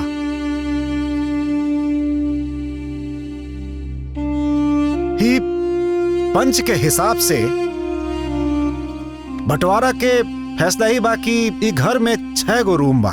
3 गो रूम राम बाबू के और 3 गो रूम लखन बाबू के। आ बीच में आंगन बा। आंगन के बीच में तुलसी चौरा। तुलसी चौरा के दाहिना साइड में राम के और बाएं साइड में लखन बाबू के। अब घर में 2 गो गाड़ी बा, एगो ट्रैक्टर और एगो कार। राम बाबू खेती किसानी वाला आदमी हमन, तो राम बाबू के ट्रैक्टर दे दिहल जाओ। लखन बाबू ऑफिशियल आदमी हमन, तो इनकरा के कार दे दिहल जाओ। ठीक बा ना? अब राम बाबू के खाता में 80,08,000 रुपया बा, जौना के भी 2 गो हिस्सा होके के चाहिए। तो 40,04,000 राम बाबू के और 40,04,000 लखन बाबू के। और एक बात और, दशरथ बाबू के खाता में 12 लाख रुपया बा, जौने के बंटवारा ना हुई ऊ ई दोनों परानी के रही। हाँ सही कहला, सही कहला, ठीक कहता, सही कहला। और हैसियत के मुताबिक से 150 बीघा खेत बा भाई, जौने के बंटवारा हमने कई ना सकीला। एकर फैसला कोर्ट कचहरी करी।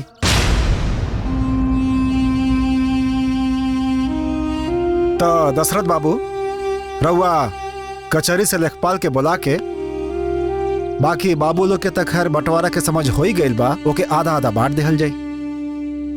तो ये फैसला तो हम लोग के मंजूर बा? मंजूर बा। मंजूर बा। और रउआ दशरथ बाबू? अब हम का कही, हमरा लोग के कोनो सबूत नहीं के।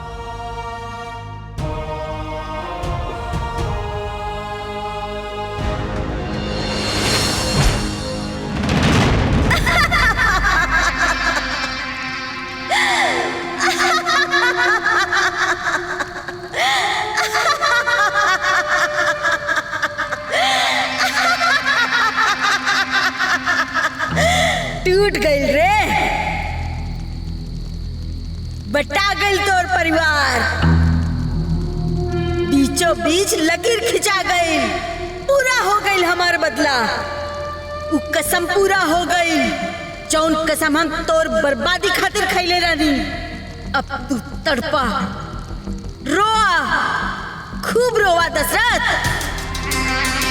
परिवार तो तोहार हम तोड़ देनी, बस तोहार बर्बादी बाकी बा, वो जल्दी हो जाई। बर्बाद करके छोड़ब हम तोहरे परिवार के।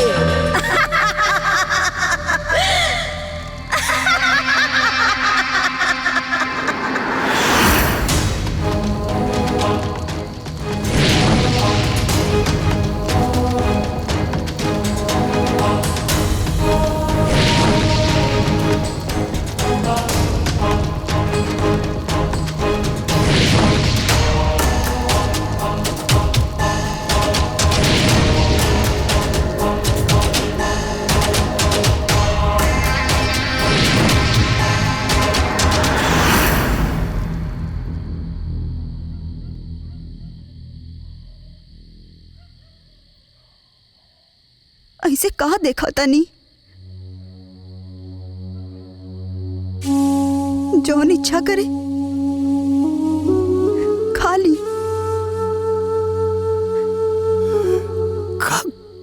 कौशल्या, आज तो रोटियों भटा गल। हमरा तो ई समझ में नहीं के आवत के कर थरिया खाई, राम के लखन के।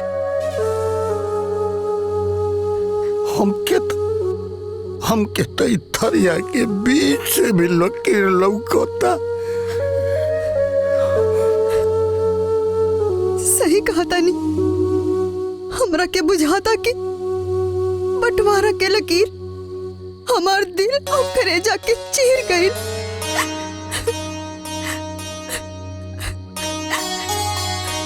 खुश है हमारा छोटा बटा को बटा गईल हमारा अयोध्या। एक वो अयोध्या जहाँ संकट आयल तो एक भाई के पीछे नंगा गोड़ दौड़ गईल। यहाँ राजपाट के चक्कर में दोनों भाई अयोध्या के बांट देलन। हमारा अयोध्या बांट देलन। हमारा अयोध्या बांट देलन। सही कहा तने।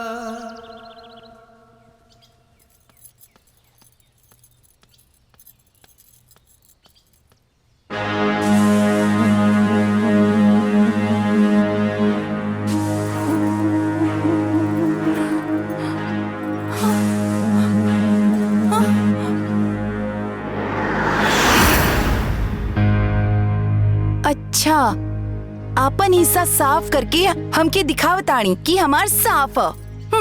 हम हो साफ करके दिखावतानी।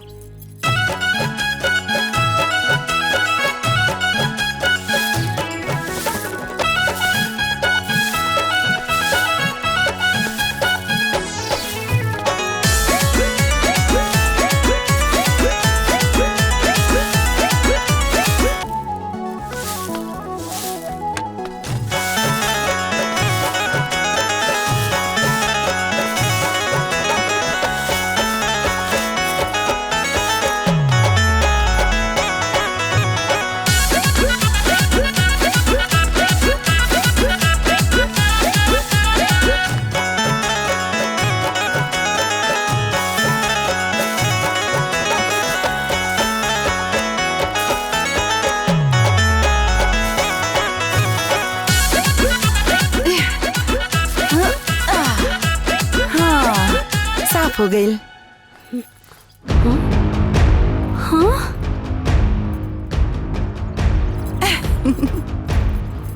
Hello madam.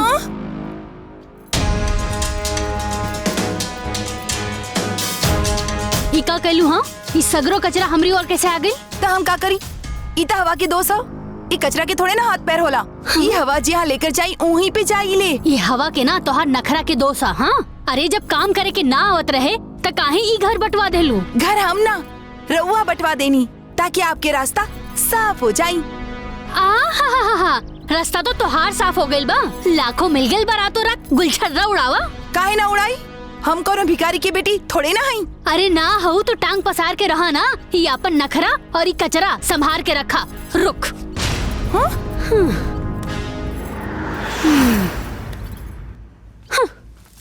ला, ला, ला,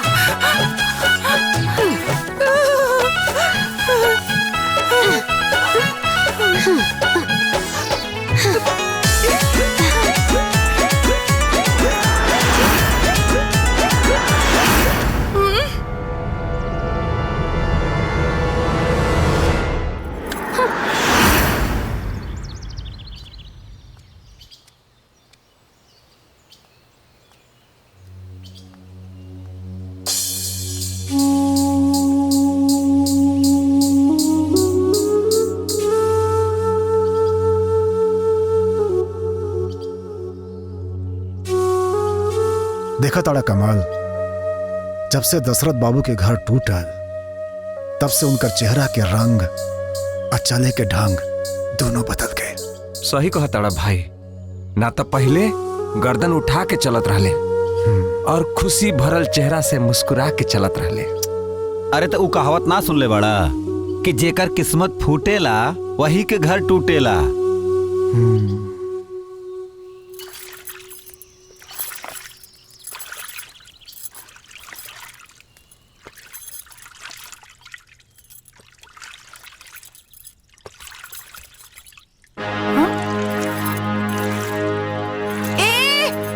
देखत नहीं खुका? सारा पानी हमनी की तरफ आवता। तो हम का करी? एमे हमार कोनो दोस्त नहीं थे। दोस्त बात आई फरस के जौना तरफ ढलान बा ओही और पानी जाता। जब वाइपर से धोए ना आवेला तब पानी काहे गिरावताड़ू? हाँ, हमके ना आवेला। पिछला 10 साल से कुल तू ही तो करत रहलू ना। तो एक काम करा, तोहरा के ज्यादा जानकारी बा तो आके तू ही कला। अच्छा तो हम धोके दिखावतानी।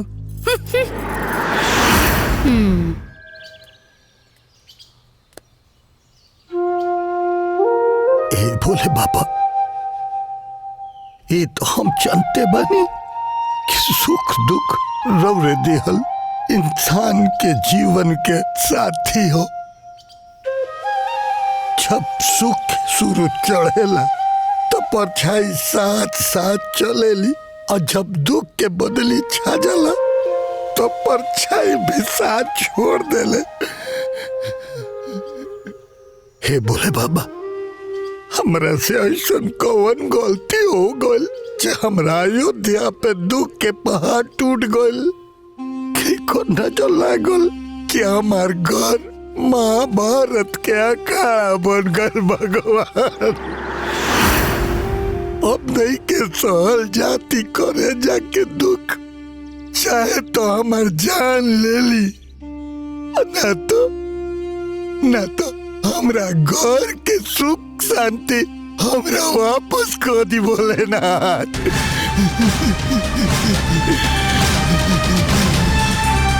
हमरा घर के सुख शांति हमरा वापस कर दा।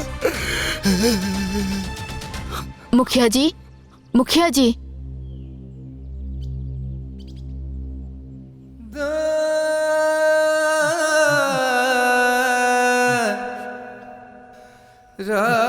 रउआ ये पूछे आयल बानी ना कि राउर घर पर केकर नजर लागल बा? हम बतावत बानी, राउर घर पे और केहू के ना उस उमरिया के नजर लागल बा। इते का कहत रे? हाँ मुखिया बाबू, जौने दिन राउर घर बटाइल ओ दिन रात के सुमरिया के घरे गईनी ओकर उधार आटा देवे। हुआ देखनी की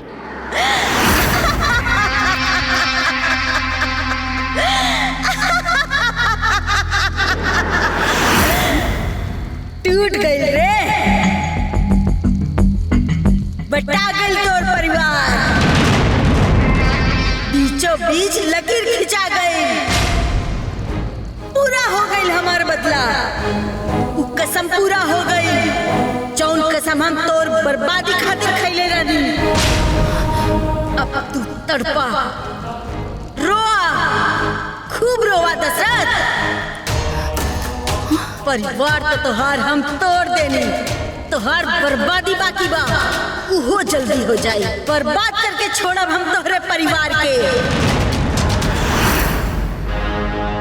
बहुत दिन से ही बात बतावे चाहत रहनी, लेकिन हिम्मत ना जुटा पौनी। लेकिन आज भगवान के सामने ही सच बोल के अपन मन के बोझ हल्का कर लेनी। भगवान के घर के आगे सच बोल के ना बहुत पुण्य के काम कोयले बड़े। सिमरिया तोर तो खुमारी हम उतारे रे। सिमरिया देख, गौर से देख, तोहरा चलते हमारा अंगना में ई लकीर खिंचाइल हो। आज ई लकीर तोरा खातिर मौत के तीर बन जाई। राम लखन केने बड़ा लो, आओ देखो, हमरा घर के, हमरा अयोध्या के तूरे वाली मंथरा के ले आइल बनी।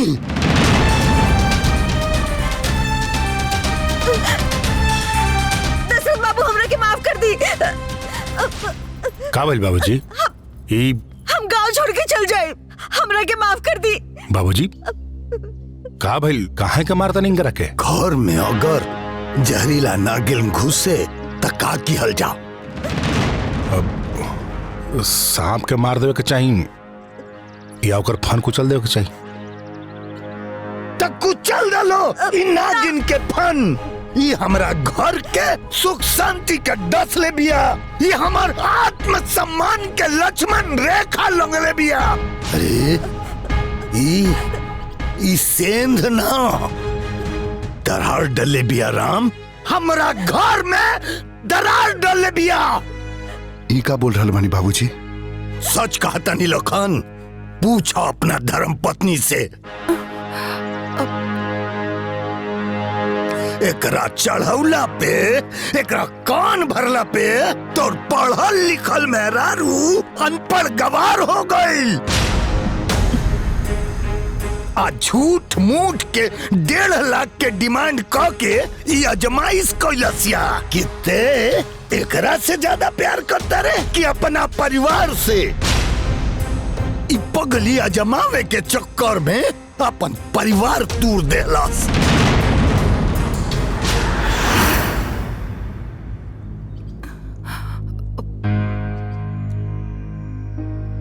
काई सच में संजना?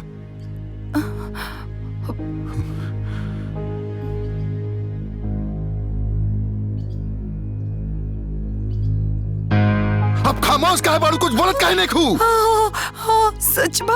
हाँ, हमरा से गलती हो गई, माफ कर दी प्लीज। ये हमसे का हो गई? ये हमसे का हो गई बाबूजी? हम अपना बड़ भैया के गलत समझनी, माई जैसे भाभी के हम दुश्मन समझनी। जब गलती के एहसास हो जाला तब पश्चाताप भी क लिहल जाला। मांग माफी जानकी से लगाओ गले राम के।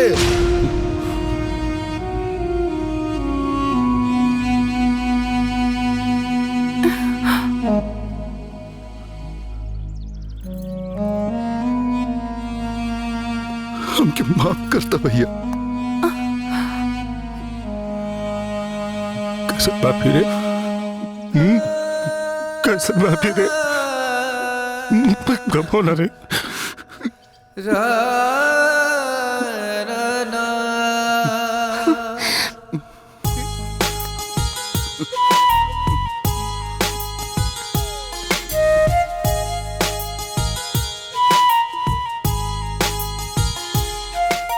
दीदी,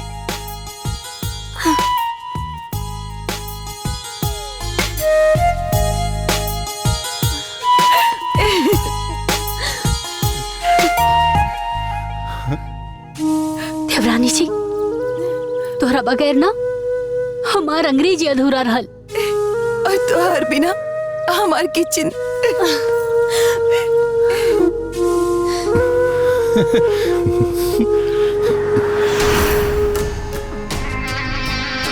बाबूजी, अब एक करके करल जाओ। एक और फैसला पंचायत करी।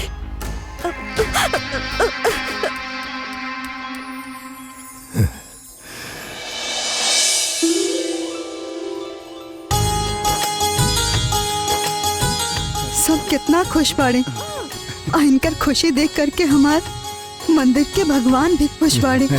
चाय ठीक बा? भगवान कब चाहलो कि परिवार में तकरार होखे? हाँ? उहो तब परिवार और समाज में सुख शांति के रास्ता देखौले बाड़ा। हाँ? बाबूजी, माई रहुआ कि आप लोग अपन सालगिरह में कहाँ जाल चाहब? कहाँ कोना तीर्थ स्थल पर टिकट करवा दो तनी। अरे हम तो भुला ही गई नी, कल हमने के शादी के सालगिरह बा। हाँ। लेकिन हम न भुलाए रहनी माई। हम और संजना मिलके तोहरा और बाबूजी खातिर बहुत बड़ सरप्राइज रखले बनी। का सरप्राइज? हाँ। कैसन सरप्राइज रे? अरे बताइब ना भैया, चल के खुदे देख लिया। काल भोरे सबके साथे में चले के बा। हमू सपना के पूरा केले बानी, जेकरा के हम 1 साल से तैयार कर रहल बानी। हाँ।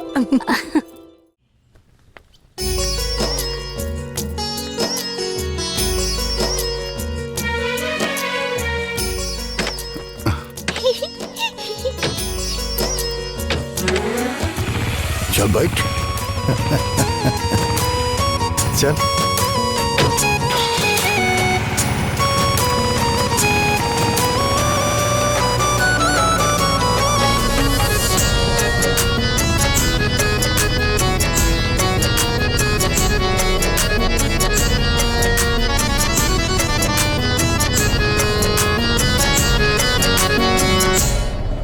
माई बाबूजी के सालगिरह के दिन देवर जी सरप्राइज प्लान के लिए बाड़े।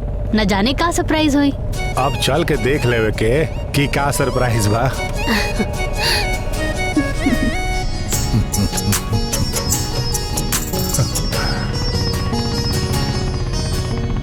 बस हमनी के हंसत खेलत परिवार के केहू के नजर ना लगे। सच कहा तारू बहू। ना लगी नजर, कहाँ लगी? बाबूजी कुछ समझ में आवता का सरप्राइज होखी? अभी तो लौखन ने बताई कि का सरप्राइज हो। अरे बेटा ठीक से बैठना।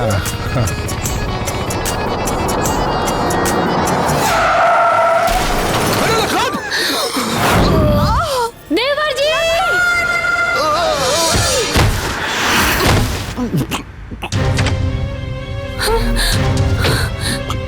देवर जी! लखन! लखन! देवरानी जी! ए लखन! देवरानी जी! ए लखन! अरे बाबूजी देखिए लखन क्या हो गई? अरे बाबूजी एम्बुलेंस बुलाई ना। अरे गाड़ी आता ते नहीं। देखिए क्या हो गई? देवरानी जी! चलो के कुछ ना हुई, कुछ ना हुई। चाची! अरे क्यों डॉक्टर को बुलाओ ना? ए लखन! ए बाबूजी! ए लखन! कुछ ना हुई। देवरानी जी! कुछ ना हुई। लखन! देवरानी जी! ये बताओ जानकी। देवरानी जी!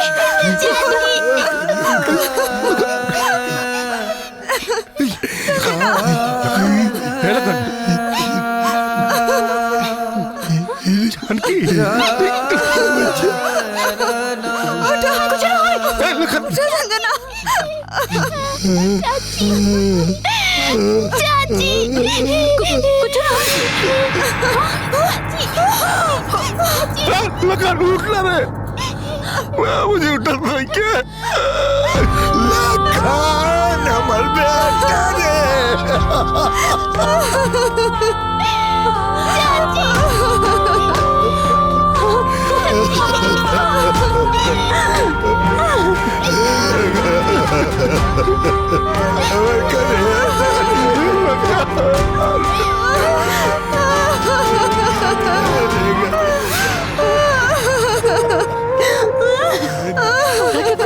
कुछ ना हुई।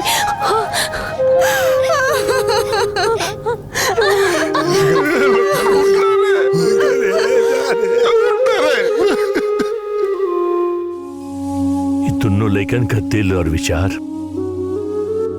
आप लोगन खातिर कितना ऊंचा रहे ये समझ में नहीं आवत कि हम कौन शब्द में बयान करी।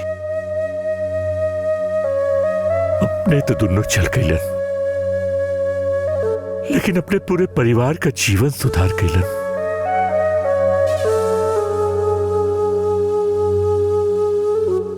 हाँ भाई साहब, ये देखी ये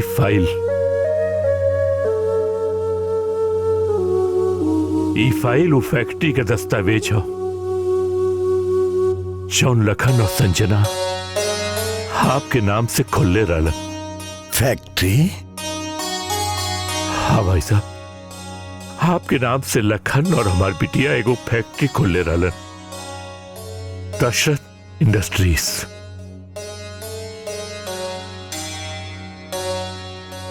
और वही का उद्घाटन कराए खातिर आपके सरप्राइज देवे के नाम पर लेके जात रहलन।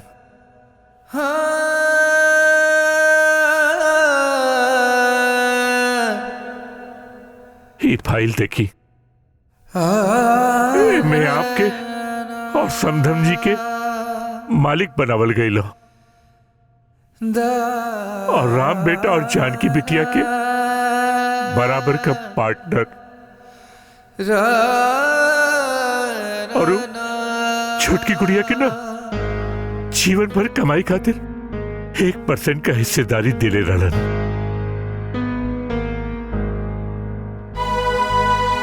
भाई साहब, हमरे बेटी दामाद का इच्छा रहे कि फैक्ट्री का उद्घाटन आप दोनों प्राणी करी।